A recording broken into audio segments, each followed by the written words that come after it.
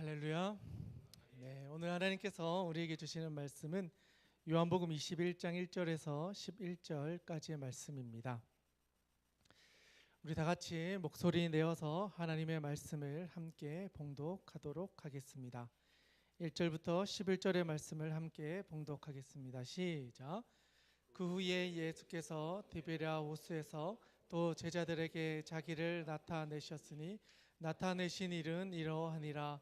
시몬 베드로와 디두모라 하는 도마와 갈릴리 가나 사람 나다나엘과 세베대의 아들들과 또 다른 제자 둘이 함께 있더니 시몬 베드로가 나는 물고기 잡으러 가노라 하니 그들이 우리도 함께 가겠다 하고 나가서 배에 올랐으나 그날 밤에 아무것도 잡지 못하였더니 날이 새어갈 때에 예수께서 바닷가에 서셨으나 제자들이 예수이신 줄 알지 못하는지라.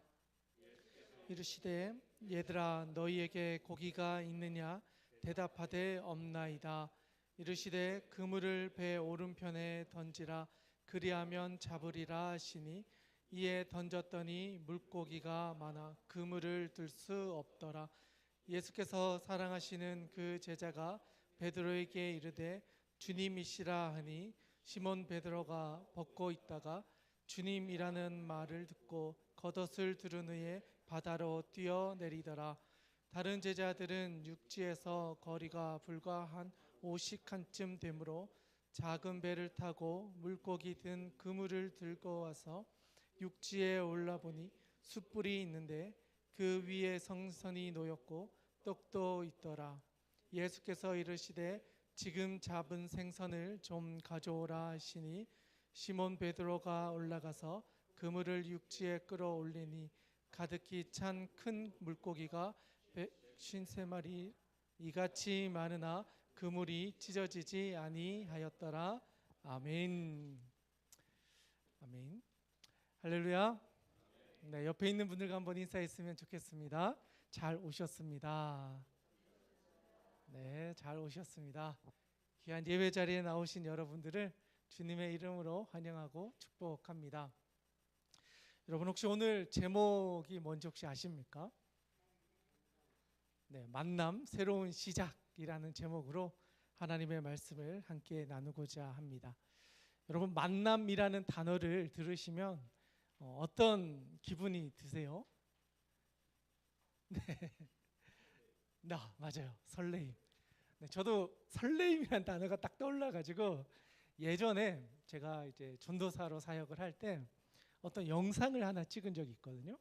그게 뭐냐면 대학교 생활을 처음 할 때 우리의 기분이 어떤가 이거에 대한 영상을 찍었던 적이 있는데 그 영상을 찍으면서 아주 설레었던 기분을 지금도 잊지 못하고 있습니다.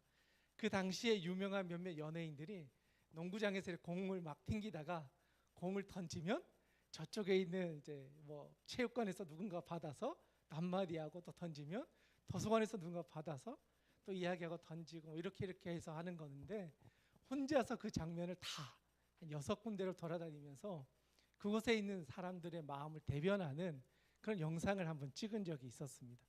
지금도 그 영상을 찾아보면 총회교육자부 안에 있는 어떤 영상에 그 영상이 있더라고요. 이게 우연히 한 10몇 년 전의 영상을 제가 봤는데 살이 이렇게 빠져 있고 얼굴이 턱선이 살아 있는 저의 과거의 모습을 보면서 내가 저런 때가 있었구나 하는 생각이 들기도 했습니다. 이렇듯 만남이라고 하는 단어는요, 우리를 설레이게 하고 뭔가 가슴 뛰게 하는 그런 단어인 것 같습니다. 그래서 우리는 살아가면서 이 만남을 잘 활용하는 사람이 있는가 하면 이 만남을 좋지 못한 기회로 사용하기도 하는 것 같다라는 생각이 듭니다. 우리가 살아가면서 정말 잊지 않은 정말 소중한 만남은 우리의 인생에 있어서 아주 귀한 영향력을 미칩니다. 잊지 못할 인생의 터닝 포인트가 되기도 하고요. 때로는 그것이 우리를 아픈 상처로 남기기도 합니다. 그렇기 때문에 그 만남을 우리가 잘 소화하고 그 만남을 우리가 새로운 차원으로 올라가는 어떤 계기로 삼는다면 우리가 살아가면서 만나는 모든 만남들은 우리를 성장하고 자라고 어떤 의미에서 본다면 하나님께로 더 나아가게 할 수 있는 만남으로 우리가 그것을 사용할 수 있다 할 수 있겠습니다. 예수님 당시에도 그런 만남들이 있었습니다. 그러니까 내가 원하지 않는 만남일 수도 있지만 예수님께서 일방적으로 찾아오신 만남들이 있었어요. 내가 원하던 때가 아니고 전혀 생각지 못하던 때, 그냥 평범한 일상을 살아가던 어느 날 느닷없이 예수님께서 그의 인생 가운데 찾아오셔서 그의 인생 가운데 들어오시는 그러한 만남을 경험했던 사람들도 있습니다. 우리도 이 땅을 살아가다 보면 우리의 인생 가운데 예기치 못한 어떤 사건이나 어떤 만남을 통해서 하나님을 경험하게 되는 그런 역사가 일어나는 것처럼 예수님께서 이 땅에 오셨을 때에도 그런 만남을 가졌던 사람들이 있었다 할 수 있는 것이죠. 오늘은 그 중에 한 사람을 우리가 집중해서 예수님을 처음 만났을 때 어떠했는지, 그리고 오늘의 본문 말씀 가운데 어떤 만남으로 이어져 가고 있는지를 한번 같이 살펴보고자 합니다. 예수님께서 이 땅에 오셔서 제일 먼저 공생의 시간을 시작하실 때에 먼저 사탄의 시험을 당하시죠. 그래서 그 시험을 이기시고 난 후에 예수님께서 이제는 예수님께서 가셔야 할 십자가의 사건을 가기 위해서 한 걸음 한 걸음 나아가시기 위해 제일 먼저 했던 것이 제자들을 세우는 일이었어요. 예수님께서도 모든 일을 혼자서 하실 수 있지만 혼자서 하시는 것이 아니라 함께 할 수 있는 사람들을 세우시고 그들과 함께 구원의 모든 과정을 한 걸음 한 걸음 나아가셨다라는 거죠. 그런데 그 과정에서 제일 먼저 예수님께서 제자들을 한 사람 한 사람 찾아가셨는데 제일 먼저 만났던 제자 중에 베드로라고 하는 제자가 있었습니다. 여러분, 베드로라는 제자 이름의 뜻이 무엇인지 혹시 아십니까? 베드로?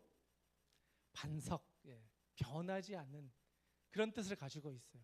그러니까 어떻게 보면 예수님께서 수많은 제자들이 있었지만 첫 번째 예수님의 오른팔과 같은 일을 할 수 있는 사람으로 베드로를 선택하시고 반석과 같이 흔들리지 않도록 이 땅에서 살아가도록 그 친구를 만나러 가셨다라는 거죠.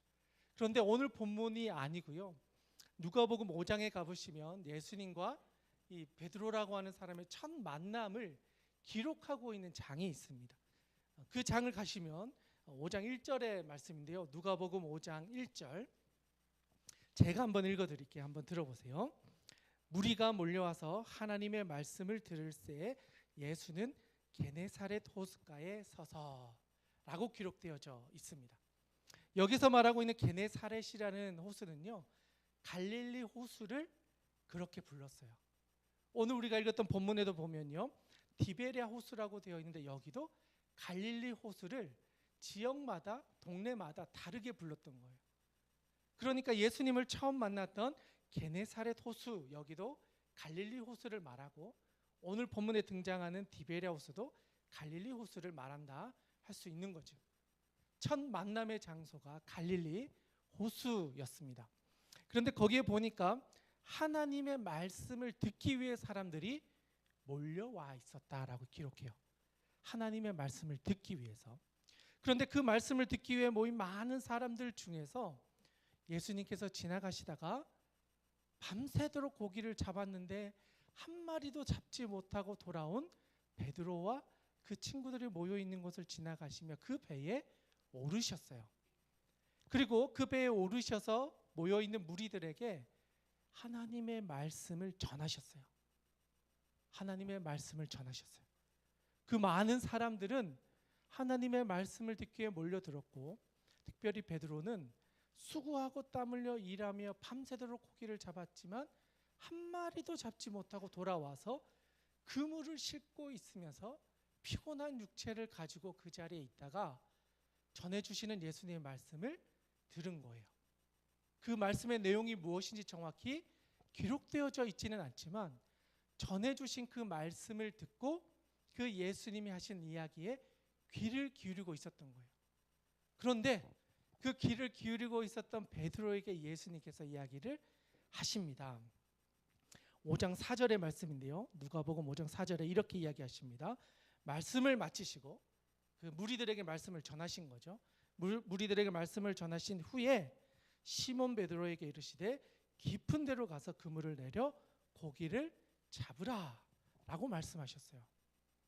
여러분, 사실 이 말씀은 예수님이 하실 말씀일까요, 아닐까요? 예수님은 사실 목수잖아요. 목수가 갑자기 고기 잡는 것에 대해서 이야기를 하고 있어요. 목수면 이제 나무를 뭐 어떻게 하고 이런 이야기를 하는 거면 이해가 돼요. 그런데 목수 출신의 예수님께서 고기 잡는 사람들에게 그렇게 고기 잡지 말고 더 깊은 데로 들어가서 그물을 던져라 라고 이야기하는 거예요. 그런데 신기한 건 평생 고기를 잡았던 베드로가 목수였던 예수님의 말씀을 듣게 돼요. 그 다음 절에 보면 5절에 이렇게 이야기합니다. 시몬 베드로가 대답하여 이르되 선생님, 우리들이 밤이 새도록 수고하였으되 잡은 것이 없지만은 말씀에 의지하여 내가 그물을 내리겠습니다. 사실 이 이야기는요, 1절에서 말했던 예수님이 전하셨던 말씀을 듣고 있었던 베드로가 그 말씀에 반응하는 거예요. 자기 배 위에서 모여있는 무리들에게 하나님의 말씀을 선포했을 때 이것이야말로 진짜 하나님의 말씀이구나 하고 반응하던 그 상황에서 예수님께서 베드로야 부르시고 네가 지금 고기를 잡지 못했지만 깊은 데로 가서 그물을 던져라. 그러면 고기를 잡게 될 것이다 하셨을 때 조금 전에 들었던 그 말씀에 반응하여 예수님의 말씀 앞에 순종하여 그 자리로 나아갔다는 거예요. 예수님이 제자를 세우셨을 때 첫 번째 하나님의 말씀 앞에 반응하는 사람을 세우셨다는 거예요. 그 말씀을 듣고 그것이 하나님의 말씀이다라는 것을 믿는 사람들에게 하나님의 역사가 일어났다는 거예요. 그 제자가 바로 베드로였다. 그리고 베드로는 그 말씀에 순종하여 나아가 실제로 나가죠. 사실은 불가능한 일로 여겨졌을 수도 있어요. 그런데 그 자리로 나아가 그물을 던졌고 고기를 잡아서 돌아오게 되어집니다. 그런데 돌아온 이후에 그의 반응은 전혀 다른 반응입니다. 예상하지 못한 반응인데요. 5장 8절에 보면 시몬 베드로가 이렇게 이야기합니다. 예수의 무릎 아래 엎드려 이르되 주여 나를 떠나소서 나는 죄인으로소이다. 여러분, 갑자기 내가 죄인이다라는 이 고백을 하고 있어요. 이 고백은 예수님께서 하셨던 이 말씀의 반응이 순종하여 그 자리로 나아갔던 거고, 그 말씀을 하시고 이 일을 이루신 주님 앞에 조금 전에 하셨던 설교와 이 말씀 앞에 능력이 나타나는 것을 보니까 내가 죄인임을 밝히 깨달아 알게 되는 영적인 통찰들이 생겼다는 거예요. 지금까지는 내가 죄된 인생 가운데 있다는 것을 인식하지 못하고 살아왔었어요. 그런데 조금 전에 전해주셨던 예수님의 말씀과 이분의 말씀을 통해 내 삶 가운데 내가 경험했던, 내가 이성적으로 판단했던 것들을 깨어지는 순간에 내가 믿고 있었던 나의 의로움이나 나의 어떤 성취나 이 모든 것들이 하나님 앞에서 아무런 힘이 없다는 것을 깨닫게 되어졌다. 그래서 하나님 앞에서 내가 발가 벗겨져 있다라는 사실을 인정하는 거예요. 내가 이렇게 무력한 사람이구나. 내 힘으로는 아무것도 할 수 없는 존재가 나구나. 하루 종일 일해서 아무것도 결과가 없는 인생이었는데 주님의 말씀을 따라 나갔더니 내가 생각지 못한 방법으로 하나님이 나의 하루를 책임져 주셨구나. 이 물고기를 잡아야 하루하루를 살아갈 수 있는데 주님의 말씀을 따라 나아갔더니 내 머리로는, 내 경험으로는 이해되지 않는 방법으로 나의 하루를 채워주시고 살아갈 길을 열어주시는 걸 보면서 나의 무력함을 고백하고 있다는 거예요. 예수님께서 부르시는 제자들에게 나타난 특징 중에 하나가 나의 무력함을 인정하는 거예요. 하나님, 내 힘으로 내 인생을 살아갈 수 없습니다. 주님이 내 삶을 인도해 주셔야만 하루하루를 살아갈 수 있습니다. 내 힘을 이제는 빼겠습니다. 나의 능력이 아닌 하나님의 힘으로 살아가겠습니다. 그것을 고백하는 사람, 그 사람을 예수님께서는 부르셨다라는 사실이에요. 그리고 나서 그렇게 고백했던 베드로가 그 장에 11절에 보시면 이렇게 이야기합니다. 그들이 베드로를 육지에 대고 모든 것을 버려두고 예수를 따르니라. 베드로는 계산하지 않고 복잡한 셈을 따지지 않고 나의 삶을 주관하신 주님께 내 삶을 전적으로 드렸다라는 거예요. 우리는 이것을 단순한 순종의 삶이라고 이야기합니다. 예수님 앞에서, 하나님 앞에서 계산하면요, 우리는 아무도 바로 설 수 있는 사람이 없습니다. 하나님의 계산 앞에 우리가 서면요, 우리는 다 심판받아서 살 수 없는 존재가 결론이에요. 그런데 하나님께서는 그러한 우리들에게 우리가 생각하는 그런 방법으로 우리를 평가하는 것이 아니라 하나님의 기준으로 우리를 평가하시고, 부족하고 연약하고 가진 것이 없고 배운 것이 없고 아무것도 성취하지 못한 인생을 할지라도 주님 말씀 앞에 반응하여 순종하고 나아오고 나의 약함을 고백하며 전적으로 주님을 신뢰하는 그 사람을 주님은 선택하시고 그를 통하여 놀라운 일을 이루어 가신다라는 사실입니다. 저는 이러한 은혜가 오늘 이 자리에 있는 여러분들의 인생 가운데 일어나기를 주님의 이름으로 축원드립니다. 하나님의 말씀을 의지하는 인생 되시기를 원합니다. 그리고 그 말씀 앞에 계산하지 않고 순종하는 단순한 순종의 삶을 살아갈 수 있기를 원합니다. 그래서 하나님의 나라에 귀한 일꾼들로 다 세워질 수 있기를 주님의 이름으로 축복드립니다. 이 만남이 베드로와 예수님의 첫 번째 만남이었습니다. 그리고 이 만남의 결론으로 예수님께서 베드로에게 너는 이제 앞으로 사람을 낚는 어부로, 사람을 취하는 인생으로 살게 될 것이다 라고 말씀해 주셨습니다. 그런데 여러분, 이 만남이 첫 만남이잖아요. 그러고 난 뒤에 예수님을 따라 거의 2년, 많게는 3년 가까운 시간을 동행하고 난 후에 예수님이 죽으시고 부활하신 후에 예수님께서 다시 베드로를 찾아오세요. 그런데 그의 인생의 방향이 뒤바뀌어 있어요. 예수님께 이제 사람을 취하여 사람을 낚는 어부의 인생을 살 것이다 라고 했는데, 예수님이 돌아가시고 사라지시고 다시 갈릴리로 돌아와서 그의 입술의 고백은 나는 다시 물고기 잡으러 가겠습니다 라는 고백을 자신의 입으로 토해내요. 오늘의 본문의 말씀입니다. 한번 들어가 보면 좋겠는데, 오늘의 본문의 말씀입니다. 요한복음 21장 1절, 2절, 3절의 말씀입니다. 같이 한번 읽겠습니다. 시작. 그 후에 예수께서 디베랴 호수에서 또 제자들에게 자기를 나타내셨으니 나타내신 일은 이러하니라. 시몬 베드로와 디두모라 하는 도마와 갈릴리 가나 사람 나다나엘과 세베대의 아들들과 또 다른 제자 둘이 함께 있더니 시몬 베드로가 나는 물고기 잡으러 가노라 하니 그들이 우리도 함께 가겠다 하고 나가서 배에 올랐으나 그날 밤에 아무것도 잡지 못하였더니. 아멘. 자, 1절의 디베랴 호수는 갈릴리 호수를 이야기합니다. 예수님을 처음 만났던 그곳으로 다시 돌아갔다는 것을 의미합니다.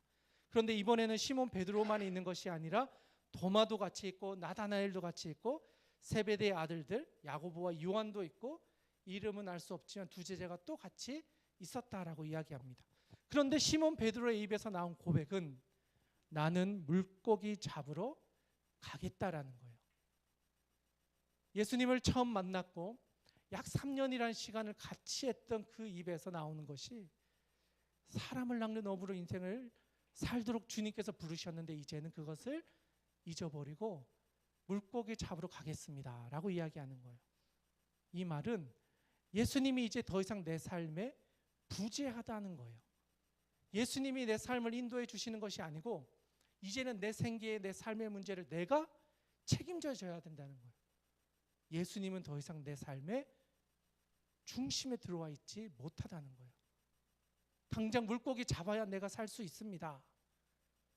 주님이 저를 만나 주셔서 사람을 낚는 어부로 인생을 살라고 하셨지만 예수님이 이제 안 계신 상태가 되어버리니 이제 저의 생계를 제가 책임져야 되겠습니다. 주님이 제 삶의 주인이 아니라 이제는 내가 내 삶의 주인이 되어 내 인생을 살아가겠습니다라고 고백하는 거예요. 그런데 더 놀라운 건, 너무나 안타까운 건, 그와 함께 있던 제자들도 나도 그 자리로 가겠습니다라고 이야기하는 거예요. 베드로만 예수님을 부인하고 도망갔던 게 아니라 제자들도 다 부인하고 떠났던 거예요. 부활하신 주님을 만났음에도 불구하고 여전히 그 예수님의 공백을 아무 것으로도 대체할 수 없고 채우지 못하고 있는 거예요. 그들의 마음에 공허함이 있고 비어있는 어떤 것들이 그들의 삶의 방향을 바꾸어 놓았다라는 사실이에요. 그 가운데 베드로가 또 고기를 잡으러 나갔습니다. 그런데 그 고기의 결과는 한 마리도 잡지 못했다라는 거예요. 참 아이러니하지 않습니까? 하루 종일 나가서 밤새도록 고기를 잡았는데 한 마리도 잡지 않고 돌아왔다. 어쩌면 잡지 못한 이것이 기적인지도 모르겠어요. 사실 그 강은요, 아무리 못 잡아도 한두 마리는 잡을 수 있는 곳이에요. 던지면요, 지금도 이곳에서 이제 배를 타고 나가서 고기를 잡는 사람들이 있는데 늘 나가면 최소한 몇 이렇게 광주리 같은 걸 담아서 돌아오기도 하고, 실제로 사람들 보면은 너무나 많아서 진짜 막 몇 박스를 채우기도 하고 있어요. 지금도. 그런데 그 7명이 같이 나간 거잖아요. 다 혼자 나간 것도 아니고 팀을 짜서 같이 나가서 물고기를 잡았어요. 그런데 결과가 없는 거예요. 그리고 또 피곤한 몸으로 배를 타고 다시 그 자리로 돌아오고 있었다라는 거예요. 그런데 예수님께서는 이러한 모습 가운데 있는 베드로에게 다시 찾아오는 거예요. 예전에 그 예수님을 만났던 그 상황과 비슷한 똑같은 상황 가운데서 다시 예수님께서 베드로를 찾아오십니다. 그런데 여러분, 조금 더 놀라운 건 예수님께서는 첫 만남과 함께 또 하나의 상황을 오버랩하게 이 상황을 만들어 놓으셨어요.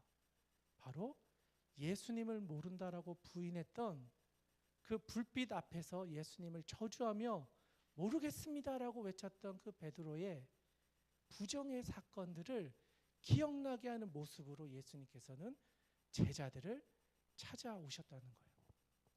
조그마한 불을 피워놨습니다. 여기서 사용하고 있는 횃불이라는 단어가 예수님을 부인하며 그 자리로 나아갈 때 피어나왔던 불과 동일한 단어를 사용하고 있어요. 그 횃불을 피워놓고 예수님을 모릅니다, 모릅니다, 모릅니다 3번이나 부인했던 베드로의 그 모습을 그대로 오버랩되게 예수님이 끌려가셨던 그 새벽 미명과 동일하게 이들이 돌아와 새벽 미명의 예수님을 만나고 있는 거예요. 그 예수님께서는 동일한 상황을 만드시고 그들이 찾아와서 물고기를 가지고 이야기하는 것들에 끼어들고 계시는 거예요. 계속해서 4절에서 6절까지의 말씀인데요. 우리 같이 한번 읽어보면 좋겠습니다. 같이 한번 읽겠습니다. 시작. 날이 새어갈 때에 예수께서 바닷가에 서셨으나 제자들이 예수신 줄을 알지 못하는지라.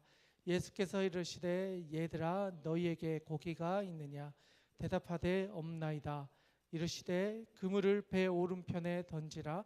그리하면 잡으리라 하시니 이에 던졌더니 물고기가 많아 그물을 들 수 없었더라.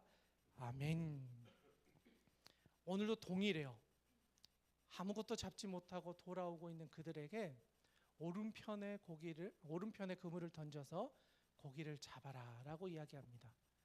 사실 여러분, 밤에는 그래도 고기가 좀 잡힐 수 있지만 이제 거의 밝아져 오는 상황에서는요, 고기가 제일 안 잡힐 수 있는 시간이었어요. 그들의 경험상 그들이 수고하고 가장 많이 잡힐 것 같은 시간은 지나갔고 이제는 더 이상 잡아도 잡을 수 없는 것 같은 시간에 예수님께서 오른쪽 편에 그물을 던지라라고 이야기하십니다. 이해할 수 없는 거예요. 내 경험으로는, 내가 살아온 여정으로서는 납득이 되지 않는 상황이었던 거예요. 그런데 제자들이 그 예수님의 말씀을 순종하여 또 그물을 내리게 되었습니다. 그리고 나서 고기를 건져봤더니, 그물을 건져보았더니 153마리라고 하는 엄청 많은 양의 물고기가 잡힌 것을 보게 되었습니다. 그런데 그때까지도 제자들은 이 이야기를 하고 있는 분이 예수님이라는 사실을 알지 못했습니다. 그리고 후에 이분이 예수님은 아닌가 하고 귀 기울여 보았더니 그 예수님의 목소리가 맞다. 주님이구나 라고 했더니 베드로가 옷을 벗고 있다가 옷을 입고 그 물 뛰어 들어갑니다. 약 50칸이라고 하는데 약 90m에 이르는 거리를 물속에 뛰어 들어가서 그 예수님을 만나기 위해 뛰쳐나갑니다. 그리고 그 예수님을 만나게 된 것입니다. 상황을 보면요, 예수님을 처음 만났을 때에는 물고기를 잡는 인생을 사람을 낚는 인생으로 바꾸어 주셨어요. 그런데 예수님이 더 이상 나와 함께하지 않는 것 같으니까 이제는 사람을 낚는 인생이 아니라 물고기 낚는 인생으로 돌아갔었어요. 그러한 인생으로 바뀌어져 있는 그에게 예수님께서 찾아오신 거예요. 원래 만났을 때 모습으로 회복시키기 위해서. 너는 물고기 잡으려고 내가 너를 불렀던 게 아니라는 거예요. 내가 널 불렀던 것은 사람을 낚는 업으로, 사람을 취하여 살리는 일에 내가 너를 불렀는데 왜 또 물고기 잡으려고 그 인생을 살아가느냐라는 거예요. 그래서 예수님께서는 베드로에게 가장 수치스러웠던 장면을 일으키시는 거예요. 네가 나를 절대 버리지 않겠다고 이야기했지만 네가 얼마나 약한 사람인지 네가 경험하지 않았느냐. 너 힘으로는 그것을 감당할 수가 없어. 너 힘으로는 나를 부인하고 도망갈 수밖에 없어. 너의 힘으로가 아니라 예수님이 앞으로 약속해 주실 성령님이 너와 함께 하셔야 이 일을 네가 감당할 수 있어라는 걸 말씀해 주시는 거예요. 그렇기 때문에 예수님께서는 베드로를 책망하지 않으셨어요. 그 다음 뒤로 가 보시면요, 15절, 16절, 17절 말씀인데요, 좀 길지만 같이 한번 읽어보도록 하겠습니다. 15, 16, 17절입니다. 같이 읽겠습니다. 시작. 그들이 조반 먹은 후에 예수께서 시몬 베드로에게 이르시되 요한의 아들 시몬아 내가 이 사람들보다 나를 더 사랑하느냐 하시니 이르되 주님 그러하나이다. 내가 주님을 사랑하는 줄 주님께서 아시나이다. 이르시되 내 어린 양을 먹이라 하시고 또 두 번째 이르시되 요한의 아들 시몬아 내가 나를 사랑하느냐 하시니 이르되 주님 그러하나이다. 내가 주님을 사랑하는 줄 주님께서 아시나이다. 이르시되 내 양을 치라 하시고 세 번째 이르시되 요한의 아들 시몬아 내가 나를 사랑하느냐 하시니 주께서 세 번째 내가 나를 사랑하느냐 하심으로 베드로가 근심하여 이르되 주님 모든 것을 아시오매 내가 주님을 사랑하는 줄 주님께서 아시나이다. 예수께서 이르시되 내 양을 먹이라. 아멘. 예수님께서 시몬에게 말씀하십니다. 동일한 모습으로 세 번을 이야기하십니다. 네가 나를 부인하고 왜 떠났느냐라고 책망하지 않으시고 현재형의 언어를 가지고 네가 지금 나를 사랑하고 있느냐라고 물으셔요. 과거를 덮으셨어요. 부인했던 것을 덮으셨어요. 우리의 약한 모습을 덮으셨어요. 들춰내서 우리의 죄를 지적하지 않으셨어요. 오히려 우리의 약함을 아시고 지금 나를 사랑하고 있느냐라고 물으셨어요. 저는 이 말씀이 오늘 이 자리에 있는 여러분을 향한 주님의 음성이라고 생각합니다. 우리는 약합니다. 우리의 시선이 유혹되기도 해요. 넘어지기도 하고요. 원하는 것을 따라가고 싶을 때도 있습니다. 그럴 때마다 주님은 우리에게 요구하시는 거예요. 왜 따라갔느냐가 아닌 거예요. 너는 지금 나를 사랑하고 있니라고 물으시는 거예요. 지금 네가 나를 사랑하고 있다면 그걸로 됐다는 거예요. 네가 지금 나를 사랑하고 있느냐. 처음에는 아가파우라는 신적인 사랑의 개념 우리를 물으셨어요. 네가 정말 그런 사랑으로 우리를 사랑하고 있느냐? 그런데 베드로는 그런 사랑으로 반응하지 못해요. 필레오라고 하는 인간적인 사랑의 반응으로 고백하고 있어요. 주님, 하나님이 말씀하시는 그 사랑은 제가 못하지만 내가 할 수 있는 최선의 사랑인 필레오로서의 사랑은 할 수 있습니다. 라고 대답을 해요. 예수님이 한 번 더 아가파우로 또 이야기하세요. 그럼에도 불구하고 네가 정말 나를 그렇게 사랑할 수 있겠느냐? 필레오로 대답합니다. 세 번째 예수님께서 마지막엔 필레오로 물으세요. 네가 말하는 그 인간적인 최대치로 나를 사랑할 수 있겠느냐? 그때 동일하게 또 이야기합니다.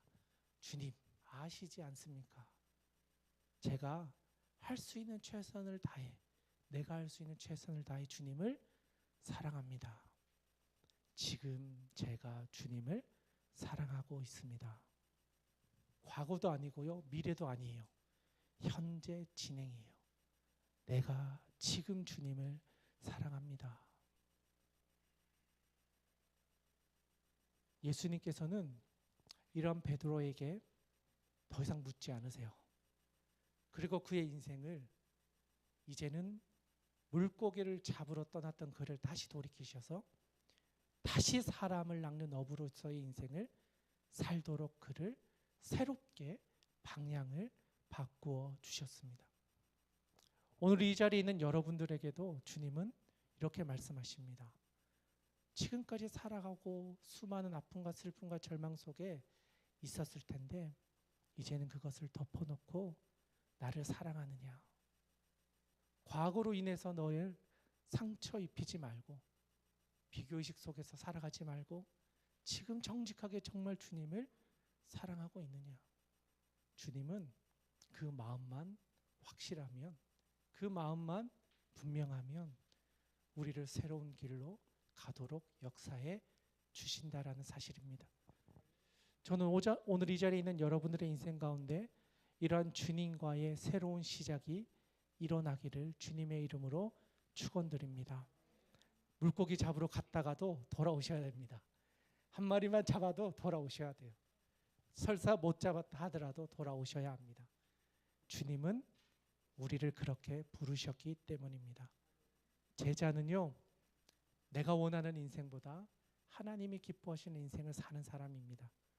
그 말씀을 따라가면 먼저 그의 나라와 그의 의를 구하면 하나님께서 우리의 필요를 더 잘하시기 때문에 더 좋은 것으로 우리에게 채워주실 것입니다.